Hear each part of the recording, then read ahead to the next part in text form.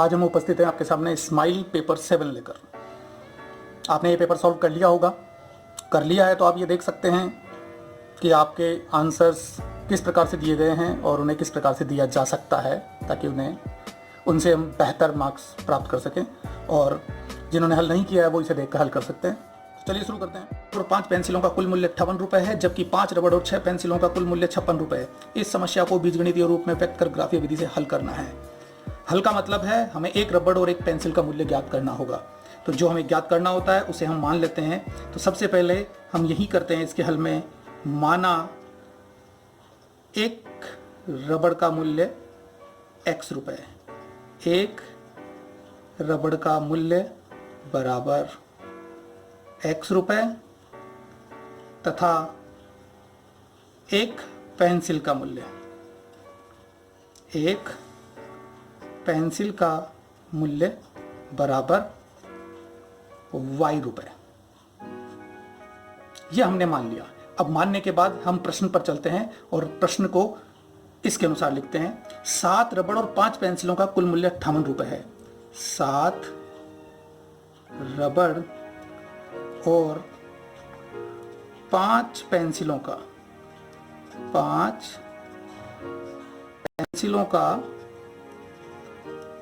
कुल मूल्य बराबर 58 रुपये। ये हमको दिया हुआ है।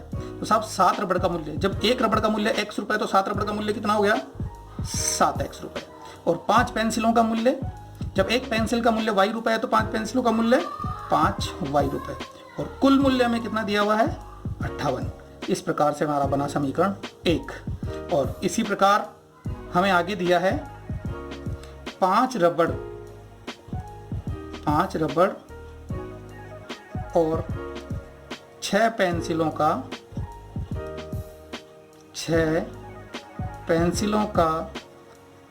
कुल मूल्य, ये कितना दिया हुआ है हमको? 56 रुपये। तो इसको भी हम बीजगणितीय रूप में कैसे लिख सकते हैं? 5 रबड़ यानी कि 5x, 6 रबड़ का मूल्य 6y और कुल मूल्य कितना है? 56। ये बन गया हमारा समीकरण 2। तो ये समीकरण 1 और 2 बीजगणितीय रूप हैं। तो हम यहाँ चाहें तो लिख सकते हैं कि समीकरण, क्योंकि हमसे सवाल में पूछा है, समीकरण 1 व 2 समस्या का बीजगणितीय रूप है। बीजगणितीय रूप है। हमारा पहला आंसर यहाँ मिल जाता है, क्योंकि पहला आंसर ये कहा है कि मैं बीजगणितीय रूप में व्यक्त कीजिए। अब इसे ग्राफीय विधि से हल करना है। तो दोस्तों ग्राफीय विधि से जो सवाल आएगा उसमें ये पार्ट कुछ और भी हो सकता है। कभी इस पार्ट की जगह लास्ट में कुछ पूछा जाता है और कभी एक्स्ट्रा इस हिसाब से दे दिया जाता है। तो जो भी हो, मेन ग्राफ कैसे बनाना है वो मैं आपको अब सिखा रहा हूँ कि ग्राफ कैसे बनाना है। तो देखो, ग्राफ बनाने के लिए आपको 2 समीकरण दिए हुए हैं। इन दोनों समीकरणों को सॉल्व करके हमें 2 सारणियाँ बनानी है और उन सारणियों से बनेगा ग्राफ। आज तक आपने सारणियाँ बनाई हैं इन समीकरणों को पूरी तरह से सॉल्व करके। आज मैं आपको बहुत ही शॉर्ट विधि सिखाता हूँ कि इन समीकरणों को सॉल्व किए बिना आप सारणी कैसे बनाएंगे। तो देखो, हल करने के लिए सबसे पहले हम लेंगे समीकरण 1। समीकरण 1 से तो समीकरण 1 को ले लेते हैं। 7x + 5y बराबर 58। देखिए, इस समीकरण से हम सारणी बनाना चाहते हैं, और सारणी बनाने के लिए आपको क्या करना है? आपको x और y के गुणांकों को देखना है। x और y के गुणांक, यहाँ x का गुणांक 7 है और y का गुणांक 5 है। तो आपको एक बार 7 का पहाड़ा लिखना है और एक बार 5 का पहाड़ा लिखना है। किस प्रकार से? ऐसे। लेकिन ये जो काम मैं आपको बता रहा हूँ वो काम आपको करना है रफ में। देखिए कैसे। 7 का पहाड़ा लिखते हैं। 7 एकम 7, 7 दूनी 14, 7 तिया 21, 7 चौक 28, 7 पंजे 35, 7 छिंग 42, 7 7 49, 7 8 56, 7 9 63, 7 दाई 70। और अब आप लिखिए 5 का पहाड़ा। 5 एकम 5, 5 दूनी 10, 5 ती 15, 5 चौक 20, 5 छम 25, 5 छिक 30, 5 सत्ते 35, 5 8 40, 5 9 45, 5 दाई 50। क्या कुछ ज़्यादा करना पड़ा आपको? केवल 2 पहाड़े लिखने पड़े। अब देखिए, मैं आपको बताता हूँ x और y का मान आप कैसे निकालेंगे। यहाँ 7x और 5y को जोड़ा गया है। तो ये 7 का पहाड़ा और ये 5 का पहाड़ा, आपको ये देखना है इसके किसी भी एक संख्या को, इस पहाड़े की किसी भी एक संख्या को इस पहाड़े की किसी भी एक संख्या के साथ जोड़ने पर 58 आना चाहिए।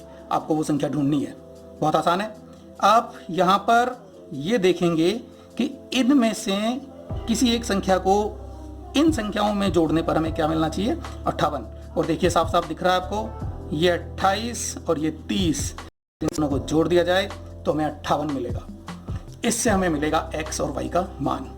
यहाँ पर हमें x बराबर भी मिल गया और y बराबर भी मिल गया, लेकिन x बराबर 28 और y बराबर 30 नहीं है। तो क्या है, देखिए जरा कैसे निकालेंगे। यहाँ ये ध्यान देना कि कौन से क्रमांक पर है, 1 2 3 4। 28 कौन से क्रमांक पर है, 4, x का मान हो गया 4। इसी प्रकार से इस मान में देखिए कि 30 किस नंबर पर है, 1 2 3 4 5 6, तो y का मान हो गया 6। तो x और y का मान हमें इस प्रकार से मिल गया। तो इस प्रकार से हम x और y का मान ले लेंगे। क्या समझ में आया आपको? फिर से देखिए, 7 का पहाड़ा लिख लीजिए, 5 का पहाड़ा लिख लीजिए और दोनों पहाड़ों में से ऐसी दो संख्याओं को ढूंढिए। यहाँ जोड़ का निशान है तो हमें जोड़ना है। इन दोनों संख्याओं को जोड़ने पर क्या आना चाहिए, ये आना चाहिए। ये कितना, 58। और हम देख रहे हैं 28 और 30 को जोड़ने पर कितना आ रहा है, 58। आप चाहे तो इसे चेक कर सकते हैं, किसी भी तरह से ये गलत नहीं होगा। इसलिए आपको x और y का जो मान मिल गया, उस मान को लेकर अब हम टेबल की तरफ बढ़ते हैं। तो साहब हम एक टेबल बना लेंगे और ये बना ली हमने टेबल। टेबल में हमें कम से कम 2 मान निकालने की आवश्यकता है। कम से कम 2 मान हमारे पास होने ही चाहिए और 2 मानों से हम सारणी या ग्राफ बना सकते हैं। इस प्रकार से हम टेबल बनाएंगे। x का मान हमें मिल गया 4 और y का मान हमें मिल गया 6। अब देखिए, अभी दूसरा मान और चाहिए। हम चाहें तो दूसरा मान भी इस तरीके से ज्ञात कर सकते हैं। हम टेबल को इधर लिखना चाहें तो इधर माइनस में भी लिख सकते हैं, 0 फिर -5 और इधर भी 0 फिर -7। इस हिसाब से उल्टी टेबल भी लिखी जा सकती है। और फिर से वही क्रम देख सकते हैं कि 2 अंकों को जोड़ने पर 58 आना चाहिए। और अगर ये ना करना चाहें आप, तो एक मान तो इस तरीके से निकाल लें और दूसरा तरीका, जिससे आपका दूसरा मान बहुत ही आसानी से आ जाएगा। तो दूसरे तरीके के लिए आपको क्या करना होगा, आपको करना होगा यहाँ इनमें से जो भी छोटी संख्या है उसे रोक लीजिए और दूसरी को दूसरी तरफ भेज दीजिए। ये 58, 7x को इधर भेजा तो माइनस का 7x। सॉल्व नहीं करना है, मैंने पहले ही कहा था आपको समीकरण को सॉल्व नहीं करना है, लेकिन आपको अगला मान मिलेगा इससे। और अगला मान कैसे मिलेगा इससे, देखिए ये भी एक रफ काम है।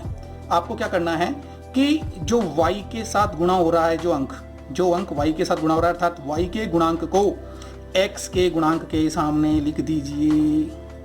ये मैंने लिख दिया यहाँ पर x के गुणांक के साथ। इसी प्रकार से x के गुणांक को, जो कितना है -7, y का गुणांक कितना था 5, जिसे हमने x के साथ लिख दिया, और x का जो गुणांक है इस कंडीशन में उसे लिख दीजिए y के साथ -7।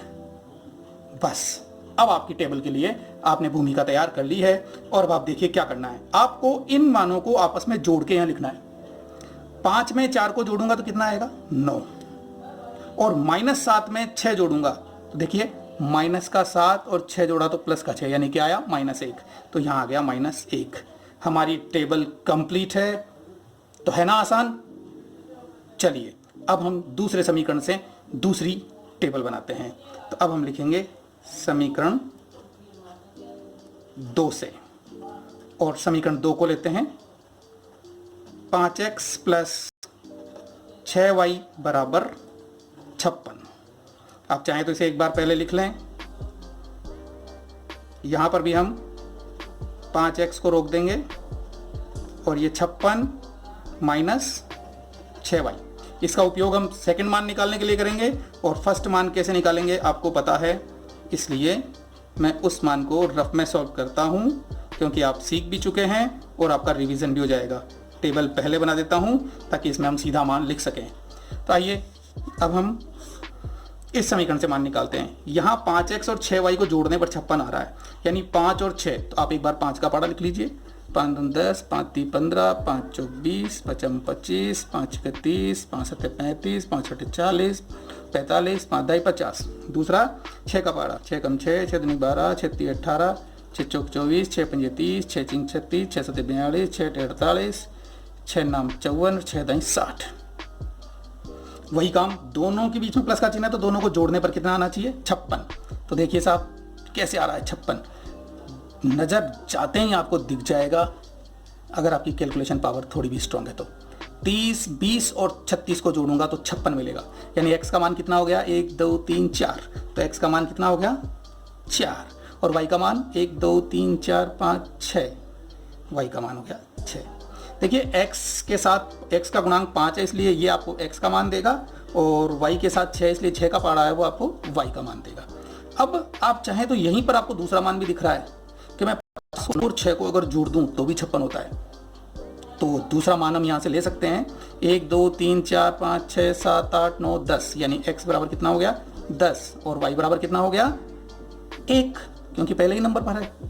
तो ये भी हमारी टेबल कंप्लीट हो जाती है। और ये टेबल कंप्लीट हो गई तो अब बनाना है केवल ग्राफ, जो कि बहुत आसान है। चलिए अब हम ग्राफ बनाते हैं।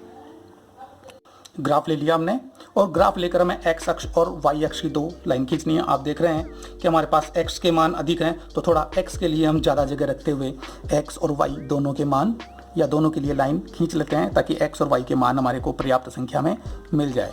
आपको पता है इस प्रकार से हम ग्राफ के लिए लाइन खींचते हैं, या आप बहुत अच्छी तरह से जानते होंगे पहले से ही।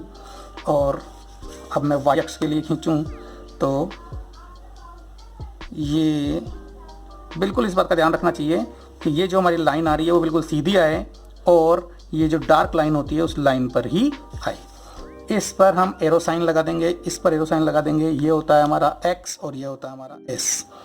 ये होता है हमारा y और ये होता है हमारा y डैश। क्लियर है? y डैश आपको अगर दिख नहीं रहा है तो आप ये ध्यान रखें कि यहाँ पर हमारा y डैश है। आप चाहें तो इस मान को मैं थोड़ा ऊपर ले सकता हूँ। तो ये हमारा y अक्ष हो गया, जिसमें ये y और ये y डैश है, और ये x और ये x डैश है। x पर आपको पता है धनात्मक मान आते हैं, और x डैश की तरफ आते हैं ऋणात्मक मान, और y पर भी धनात्मक मान आते हैं, और y डैश की तरफ आते हैं ऋणात्मक मान। जहाँ ये दोनों लाइनें एक दूसरे को प्रतिच्छेद करती है वो हमारा मूल बिंदु होता है, जिसे हम O से प्रदर्शित करते हैं, और मूल बिंदु के निर्देशांक आपको पता है 0 0 होते हैं। तो मैं यहाँ पैमाना 1 खाने बराबर 1 इकाई ले लेता हूँ। तो ये 1, ये 2, ये 3, ये 4। आपको पता है जहाँ मैं 1 2 3 लिख रहा हूँ वो क्या है, इन बिंदुओं के मान है 5 6 7 8 9 10 11 और 12। इसी प्रकार से y का मान 1 2 3 4 5 6 7 8 9 और 10। y के मान माइनस में लिखूं, -1 -2 -3 -4। इसी प्रकार से x के मान माइनस में -1 -2 -3 और -4। आपको पता है ये वाले मान इस जगह पर हैं, इसी प्रकार से y पर हैं। चलिए अब हम बनाते हैं ग्राफ। और ग्राफ बनाने के लिए सबसे पहले इस पहली सारणी से हम लाइन खींचते हैं। तो x का मान कितना है 4, और y का मान कितना है 6। तो सबसे पहले x पर 4 देखिए कहाँ है, x पर 4 ये नहीं, ये तो ऋणात्मक है, हमें मान लेना है धनात्मक, तो वो है ये। x पर 4 ये मिल गया, तो y पर हमें कहाँ जाना है 6 तक। y पर 6 किधर मिलेगा, ऊपर या नीचे? धनात्मक मान है तो ऊपर ही मिलेगा, इसलिए ये रहा धनात्मक 6। तो इस लाइन पर आप सीधे चलते जाइए और बिल्कुल 6 के सामने आकर अपनी गाड़ी के ब्रेक लगाइए, और यहाँ इसे बिंदु बनाकर आप राउंड बना दीजिए। अब हम दूसरा मान लेते हैं, x का मान 9 और y का मान -1। तो x का मान 9 ये रहा, और y का मान -1, यानी कि हमें नीचे की तरफ चलना होगा, क्योंकि -1 इधर है, ये एक धनात्मक है इसलिए इसे नहीं लेंगे, हम -1 की तरफ चलते हैं। तो x का मान 9 तो y का मान -1 कहाँ होगा, ये रहा, ये हो गया y का मान -1। और इन दोनों को मिलाकर अब आप लाइन खींच सकते हैं। एक सरल रेखा आपको प्राप्त हो गई। पहले समीकरण का सरल रेखीय रूप ग्राफ में आप प्रेजेंट कर देंगे। अब ये लाइन खींचने के बाद आपको क्या करना है, दूसरी सारणी से दूसरी लाइन खींचनी है। दूसरी सारणी से आप देख रहे हैं कि एक बिंदु तो 4 और 6 ही है, 4 और 6 यही है वो बिंदु, 4 और 6। तो इसे हम बाद में लिख देंगे। तो ये बिंदु लगा हुआ है, हमें दूसरा बिंदु चाहिए, x का मान 10 और y का मान 1। तो हम देख रहे हैं x का मान 10 ये रहा, और y का मान कितना है 1, तो ये रहा y का मान 1। ये बिंदु प्रदर्शित कर रहा है x का मान 10 और y का मान 1। निर्देशांक लिख देता हूँ, इसके भी निर्देशांक हम लिख सकते हैं, ये 9 और -1, और इसके निर्देशांक भी लिख देंगे। अब आप इस बिंदु को और इस बिंदु को, क्योंकि दूसरे समीकरण से हमें 2 बिंदु मिले हैं, इन दोनों बिंदुओं को मिलाकर आप रेखा खींच सकते हैं, और खींच दीजिए। खींचते ही आपका ग्राफ तैयार है। इस बिंदु के निर्देशांक आप लिख दीजिए 4 और 6 दोनों में ये है। और इस बिंदु को आप जरा डॉटेड इस तरह से दिखा सकते हैं, क्योंकि ये हमारे इस बीजगणितीय समीकरण का हल है। बीजगणितीय समीकरण का ग्राफीय विधि से हमें जो हल प्राप्त होता है वो ये है। तो इसे जरा ढंग से प्रदर्शित कर दें। और यहाँ पर हमें x बराबर 4 और y बराबर 6 मिल गया है। आप यहाँ पर पैमाना लिख देंगे। जैसा कि आप जानते हैं, पैमाना x अक्ष पर, और x अक्ष पर आपने क्या लिया है, 1 सेंटीमीटर बराबर 1 इकाई, 1 सेंटीमीटर बराबर 1 इकाई। और y अक्ष पर आपने क्या पैमाना लिया है वो भी लिख दीजिए। y अक्ष पर हमने लिया है 1 सेंटीमीटर बराबर 1 इकाई, क्योंकि दोनों ही जगह पैमाना हमने समान लिया है। तो इस तरह से हमारे को x बराबर 4 और y बराबर 6 इस समीकरण का हल प्राप्त होता है। ये हमारा हल है। तो ये इस प्रकार से आप बहुत ही आसान तरीके से आपके 6 नंबर बोर्ड में पक्के कर सकते हैं। तो देखिए कितने आसान तरीके से आपने सीखा। तो अगर आपको ये वीडियो पसंद आया है तो इसे लाइक कीजिए, सब्सक्राइब कीजिए, शेयर कीजिए और प्रेस कीजिए बेल आइकन, ताकि आपको मेरे नेक्स्ट वीडियो के नोटिफिकेशन मिल सके।